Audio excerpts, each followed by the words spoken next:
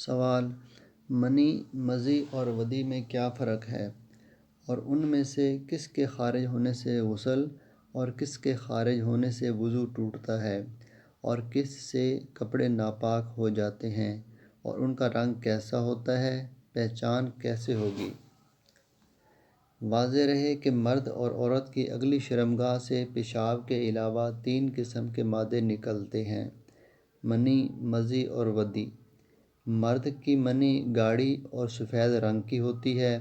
اور عورتوں کی منی پتلی اور زرد رنگ کی گولائی والی ہوتی ہے، مردوں کی لمبائی میں پھیلتی ہے۔ منی کی تعریف: منی لذت سے شہوت کے ساتھ کود کر نکلتی ہے، اس کے بعد عضو کا انتشار ختم ہو جاتا ہے۔ تر ہونے کی صورت میں اس میں خرما کے شگوفہ جیسی بو اور چپکاہٹ ہوتی ہے، اور خشک ہو جانے کے بعد انڈے کی بو ہوتی ہے۔ مزی کی تعریف: مزی پتلی سفیدی مائل پانی کی رنگت کی طرح ہوتی ہے، جو شہوت کی باتیں کرنے یا زوجہ کو بوس و کنار کرتے وقت نکلتی ہے، اور اس کے نکلنے کا احساس بھی نہیں ہوتا، بغیر شہوت کے نکلتی ہے، اور اس کے نکلنے پر شہوت قائم رہتی ہے،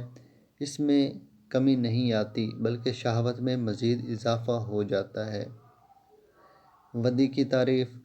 ودی سفید گدلے رنگ کی گاڑھی ہوتی ہے، جو پیشاب کے بعد اور کبھی اس سے پہلے اور کبھی جماع یا غسل کے بعد بلا شہوت نکلتی ہے۔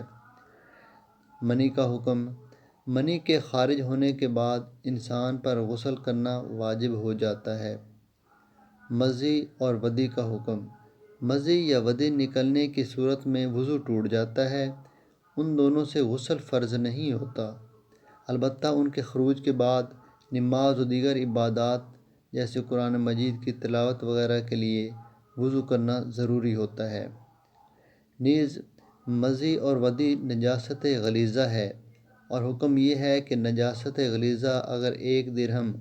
ہاتھ کی ہتھیلی کے گڑھے 5.94 مربع سینٹی میٹر سے کم مقدار میں کپڑے پر لگی ہو تو اگرچہ اس مقدار میں بھی نجاست کو دھو لینا چاہیے، تاہم وہ معاف ہے، یعنی نماز کراہت کے ساتھ ہو جائے گی، اور اگر 1 درہم کی مقدار سے زائد ہو تو ایسے کپڑے میں نماز نہیں ہوگی۔ بیمار شخص کے لیے بھی